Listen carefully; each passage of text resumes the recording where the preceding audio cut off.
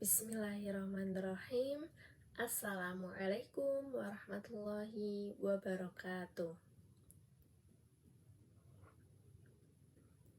Halo semuanya, perkenalkan nama saya Anikoh Zahra Putri Pratami dengan NIM 2311911120022.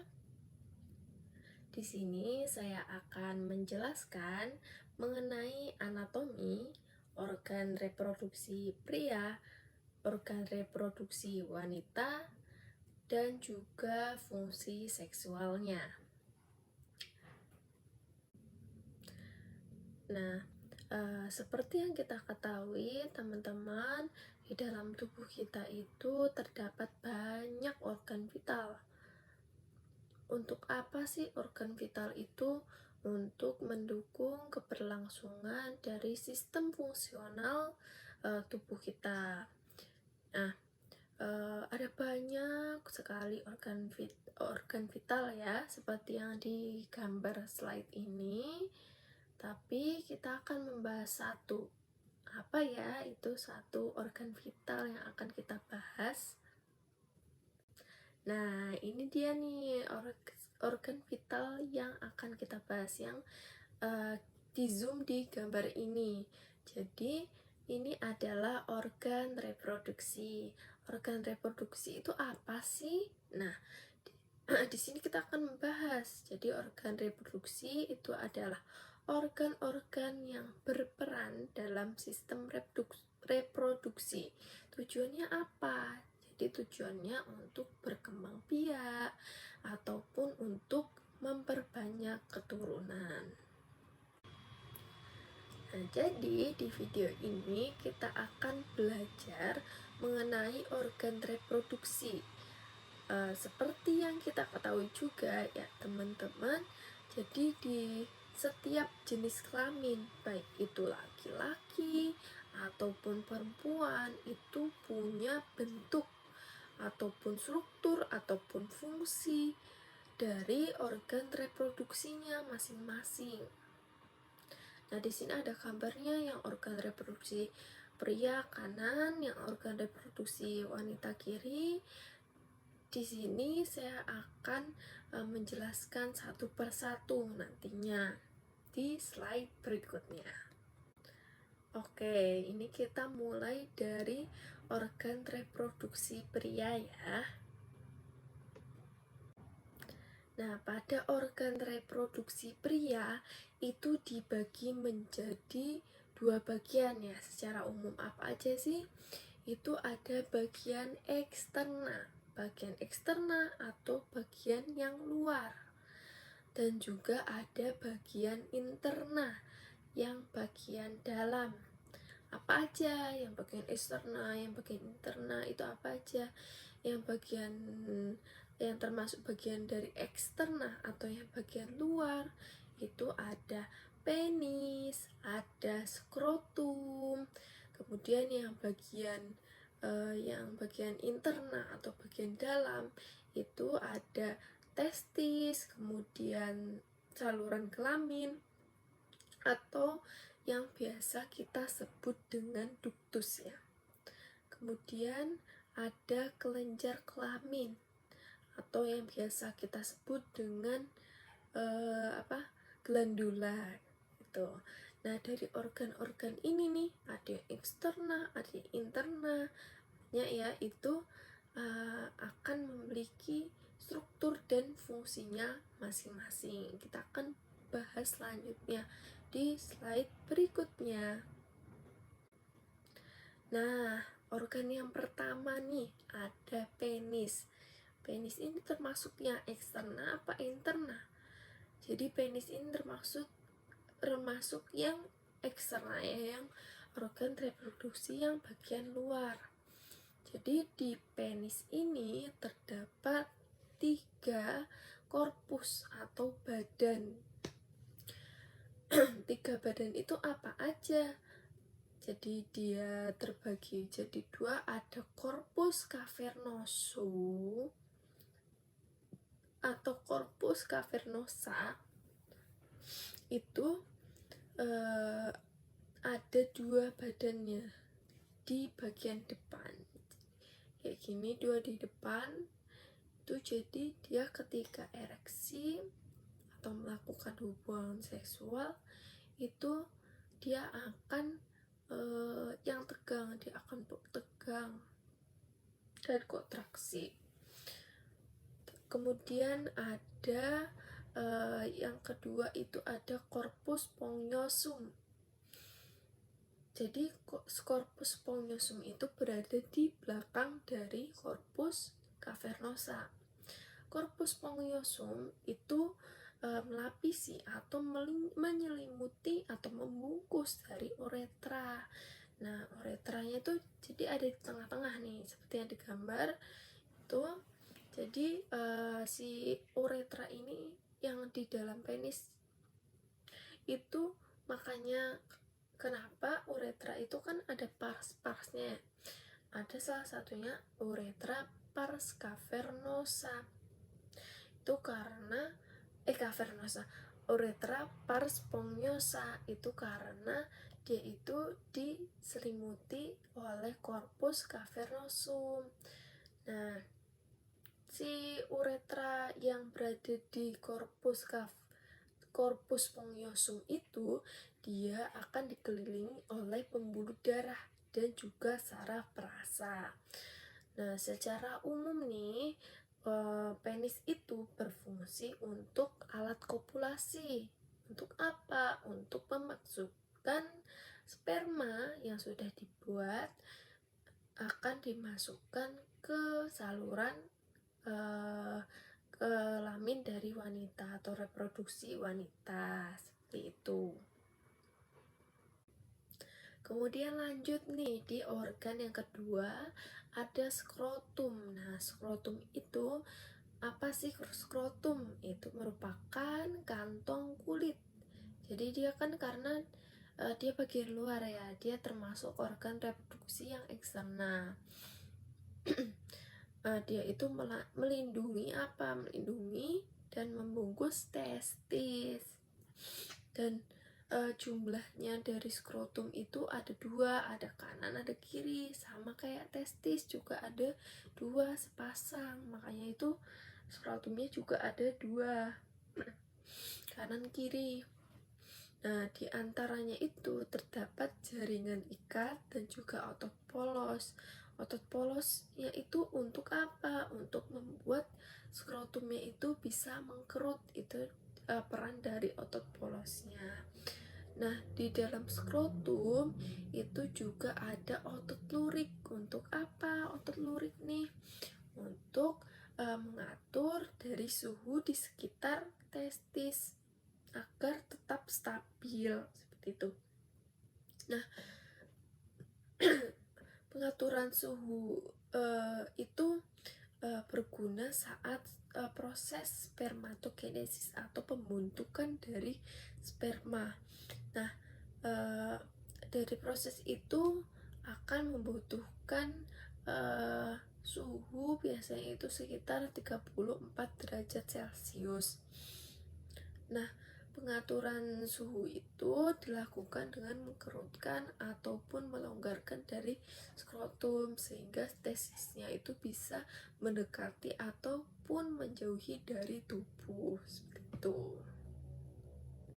Nah, kita lanjut ke organ selanjutnya, ada testis. Nah, testis ini udah termasuk ke bagian organ reproduksi yang bagian dalam ya, karena dia ada di dalam dari skrotum tadi yang di luar kan. Testis tadi juga sudah disinggung kalau dia punya dua testis atau sepasang gitu. Nah, di dalam testis itu ada banyak strukturnya. Apa aja sih? Jadi di dalam testis itu ada lobulusnya atau kantong. Berfungsi untuk apa? Dia untuk melapisi untuk kantong dari tubulus seminiferus. Nah, tubulus seminiferus itu untuk apa? Untuk pembentukan dari sperma. Jadi dia itu berupa saluran halus gitu untuk pembentukan sperma. Nah, dari tubulus seminiferus itu sperma itu nggak langsung matang di situ di tubulus seminiferus, tapi dia akan melalui duktus-duktus lagi dan baru nanti akan pematangan. Nah, dari tubulus seminiferus tadi sperma itu akan melalui retestis yang di bagian anyaman-anyaman itu di gambar ini, itu namanya retestis.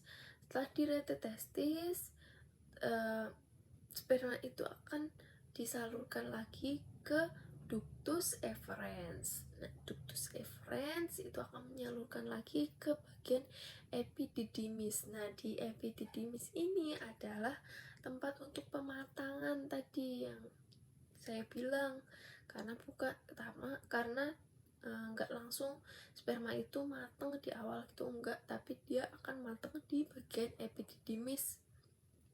Dan di epididymis juga dia nyimpan sperma untuk sementara gitu. Setelah dari epididymis akan menuju ke ductus deferens. Nah, itu akan masuk ke bagian saluran-saluran ya. Nanti kita akan jelaskan di slide berikutnya ini. Nah, secara umum testis tadi itu berfungsi untuk memproduksi sperma ya, karena tadi ada struktur tubulus seminiferus yang menghasilkan sperma. Kemudian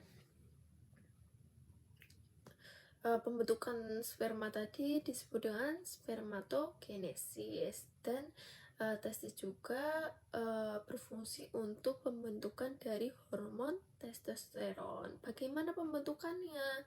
Jadi di bagian lobulus tadi itu nggak cuman ada tubulus seminiferus, tapi bakal ada jaringan intersisialnya. Jaringan intersisial itu bakal menghasilkan yang namanya sel Leydig. Nah, sel Leydig ini yang bakal menghasilkan dari hormon testosteron. Makanya disebut testis itu bisa menghasilkan hormon testosteron seperti itu. Kita lanjut ke slide berikutnya. Nah, lanjut. Nah, di sini berarti ini termasuk yang interna juga ya. Nanti setelah ini interna semua, itu ada saluran kelamin nih. Saluran kelamin atau kita sebut dengan ductus ya biasanya. Ada apa aja sih? Nah, tadi ada yang udah kita singgung sebelumnya ya. Itu ada epididymis, yaitu daerah pematangan ya, dan penyimpanan sementara dari sperma. Kemudian dari epididymis, sperma akan menuju ke vas deferens, ductus deferens. Nah, ini adalah saluran yang panjang ya, karena dia akan melewati ini panjang gitu, dan dia akan menuju ke vesicula seminalis. Nah, dari situ terus bakal ada ductus ejakulasi. Jadi dia yang akan menyalurkan sperma itu ke uretra. Nah, uretra ini tadi yang ada di penis ya. Nah, uretra ini yang bakal mengeluarkan dari sekret tadi. Seperti itu. Mengeluarkan sperma yang sudah diproses testis, kemudian melalui ductus. Seperti itu. Jadi salurannya ada epididymis, vas deferens, ductus ejakulasi, kemudian baru menuju ke uretra. Lanjut. Nah, ini bagian dari reproduksi pria yang terakhir ya, itu ada kelenjar kelamin atau kelenjar atau disebut dengan glandula ya kalau kelenjar itu. Nah, kelenjar kelamin ini secara umum berfungsi untuk menambah cairan kelamin sehingga berguna untuk mempertahankan hidup dari sperma, kemudian gerak dari sperma, dan juga sebagai sumber energi juga gitu. Nah, yang paling atas yang pertama itu ada saluran ada kelenjar itu ada vesikula seminalis. Itu menghasilkan apa? Menghasilkan cairan. Dia untuk sumber energi, kemudian juga memudahkan gerak sperma sehingga sperma mudah bergerak dari duktus ke duktus lainnya, kemudian sampai bisa ke penis dan keluar. Kemudian menormalkan keasaman saluran di saluran reproduksi. Kemudian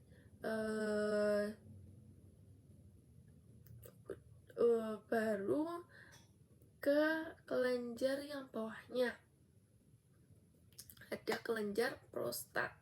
Nah, kelenjar prostat itu menghasilkan cairan yang bersifat basah dari sperma. Nah, juga mengandung kolesterol, kemudian garam, dan juga fosfolipid. Kemudian kelenjar yang ketiga, jadi kelenjarnya ada 3 yang penting ya. Yang terakhir itu ada kelenjar bulbouretra atau kelenjar Cowper, glandula Cowper. Itu menghasilkan cairan juga. Cairannya itu bersifat basah. Gunanya apa? Untuk menetralkan daerah permukaan dari saluran reproduksi. Karena saluran reproduksinya itu awalnya asam, makanya dinetralkan oleh cairan basah dari kelenjar Cowper ini. Dan kenapa namanya itu ada uretranya, bulbouretra? Karena dia itu berhubungan langsung dengan uretra, seperti itu. Jadi untuk organ reproduksi dari pria udah selesai, kita lanjut ke pembahasan berikutnya. Oke, di sini kita lanjut ke pembahasan berikutnya, yaitu organ reproduksi wanita. Nah, di organ reproduksi wanita kita bakal lihat nih organ-organ apa yang ada di reproduksi wanita. Nah, terlihat dari gambar ini, organ reproduksi wanita itu terdiri dari ovarium, kemudian ada saluran genital wanita, itu seperti tuba uterina atau tuba fallopi, kemudian ada uterus, kemudian ada plasenta, dan juga vagina. Kemudian struktur lainnya itu ada genitalia eksterna, dan juga ada kalau di reproduksi wanita itu termasuk dari glandula mamae, tapi kita nggak akan bahas di sini karena itu tempatnya beda ya. Nah, kita lanjut slide berikutnya. Oke, kita masuk ke organ reproduksi wanita. Yang pertama itu ada ovarium. Nah, seperti yang digambar ini, ovarium itu di ujung bulat-bulat seperti itu, dan ovarium itu terdiri dari 2 ya, ada yang kanan, ada yang kiri, ovarium kanan, ovarium kiri. Nah, fungsinya apa sih? Ovarium itu berfungsi sebagai penghasil dari sel telur atau ovum. Nah, nantinya sel telur itu bakal ditangkap sama tuba fallopi. Struktur spesifiknya itu adalah fimbre. Kita akan bahas selanjutnya. Oke, ini tuba fallopi atau tuba uterina, atau juga dia menyebut dengan oviduct. Nah, Tuba fallopi itu kanan kiri juga ya, dia berbentuk saluran kanan kiri yang memiliki beberapa struktur. Tadi udah ada di singgung 1, itu ada fimbre. Fimbre itu yang di ujung, dia bentuknya seperti rumbai-rumbai, jari-jari yang melambai kayak gitu. Makanya dia bisa menangkap dari sel ovum. Tuh, yang menangkap itu adalah fimbre. Kemudian di samping fimbre itu ada corongnya, itu yang disebut dengan infundibulum, jadi sampingnya fimbre. Kemudian dari infundibulum semakin dia ada belokan gitu, itu yang disebut dengan bagian ampula. Dari ampula ini adalah tempat dominan fertilisasi.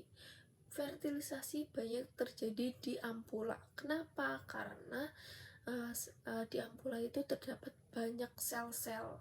Nah, dari ampula itu akan lanjut ke bagian yang menyempit. Bagian menyempit itu dinamakan dengan isthmus. Nah, isthmus itu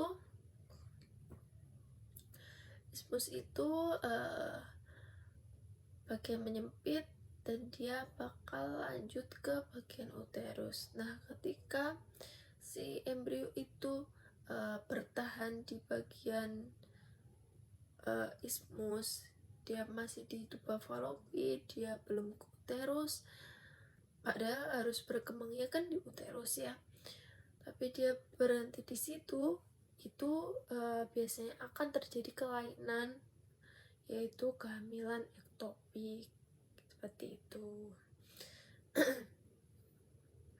Jadi tuba fallopi itu fungsinya untuk fertilisasi atau pertemuan antara sel ovum dan juga sel sperma. Tadi untuk dominannya fertilisasi itu terjadi di ampula dari tuba fallopi. Oke, lanjut ya. Ini adalah uterus. Nah, uterus atau biasa disebut dengan rahim ya. Nah, uterus itu apa sih? Jadi uterus itu merupakan rongga tempat berkembangnya dari embrio. Tuh. Jadi dari tuba fallopi setelah fertilisasi maka embrio itu akan disalurkan ke bagian uterus dan berkembang di situ. Nah, untuk komponen-komponennya apa aja sih? Itu ada bagian penyempitan juga yang disebut dengan cervix atau mulut dari rahim ya, mulut uterus. Kemudian si uterus ini bakal dilapisi oleh lapisan-lapisan, ada 3 lapisan ya. Itu yang bagian paling luar itu ada perimetrium, kemudian bagian tengahnya myometrium. Nah, myometriumnya ini tebal karena uterus itu akan berkontraksi ketika hamil, kemudian melahirkan, maka kan untuk mengeluarkan itu maka akan berkontraksi ya, itu perannya dari myometrium. Kemudian lapisan yang paling dalam itu adalah endometrium. Nah, endometrium ini mengandung banyak pembuluh darah dan dindingnya menebal, itu adalah dinding dari endometrium. Kenapa bisa menebal? Karena ada hormon. Kemudian ketika tidak terjadi fertilisasi atau sel ovum tidak dibuahi, maka dinding itu akan meluruh dan terjadi fase menstruasi.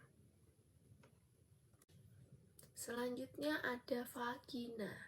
Vagina itu merupakan saluran akhir dari reproduksi wanita yang bermuara di vulva. Nah, vulva ini apa? Kita akan bahas di slide selanjutnya ada. Nah, vagina ini berfungsi untuk apa? Vagina akan menghasilkan lendir. Lendirnya diproduksi siapa? Diproduksi oleh kelenjar Bartholin. Di reproduksi wanita juga ada kelenjarnya ya. Kemudian lendir itu berfungsi untuk saat koitus atau saat berhubungan seks itu sebagai pelumas. Kemudian untuk mempermudah dari persalinan, jadi untuk keluar dari bayinya itu biar dipermudah. Kemudian juga sebagai alat kopulasi. Kenapa? Karena untuk menerima apa dari penis kan, karena penis itu akan masuk ke vagina untuk menyalurkan sperma. Dan selain tadi untuk mengeluarkan rahim, juga untuk keluar dari menstruasi atau haid. Oke, selanjutnya itu ada organ genitalia eksterna atau disebut juga dengan vulva tadi. Vulva itu merupakan celah yang paling luar. Jadi di bagian vulva itu ada saluran-salurannya. Yang pertama ada saluran reproduksinya atau saluran vaginanya. Nah, terus ada tadi saluran vagina yang di bawah itu yang besar, kemudian ada saluran urinnya, jadi tempat keluarnya urin di sini. Kemudian ada yang dekat dengan saluran vagina itu ada selaput darah atau disebut dengan himen yang mengandung banyak pembuluh darah. Kemudian terdapat juga lapisannya itu ada labium. Labiumnya terbagi menjadi dua, yaitu labium mayor, labium majora atau labium minora. Nah, jadi labium itu berfungsi untuk membatasi dari vulva. Jadi labium mayor itu yang luar, yang minor itu yang dalam. Bedanya itu epitelnya juga beda. Kalau yang luar itu dengan sel sel tanduk atau cornificatum. Kalau yang bagian dalam itu non cornificatum.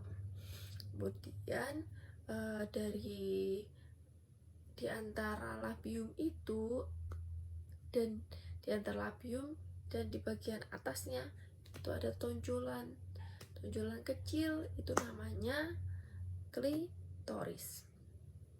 Nah, klitoris itu apa? Klitoris itu tonjolan kecil yang dia itu terdapat corpus cavernosum atau corpus cavernosa seperti yang ada di bagian penis yang ada di reproduksi pria ya. Maka dari itu klitoris itu merupakan homolog dari penis gitu. Nah, dari klitoris itu mengandung banyak pembuluh darah dan juga ujung saraf gitu. Jadi kalau di yang reproduksi wanita itu klitoris, kalau yang diproduksi pria itu adalah penis, jadi homolognya seperti itu. Oke, dari tentang organ reproduksi wanita sudah selesai juga.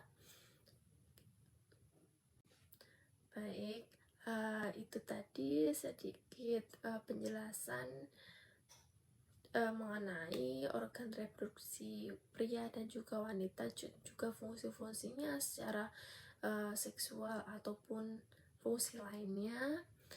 Semoga semua tadi bisa bermanfaat, kita sama-sama belajar.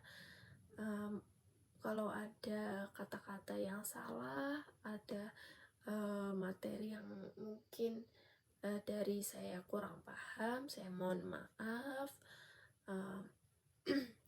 Terima kasih banyak sudah menonton. Wassalamualaikum warahmatullahi wabarakatuh.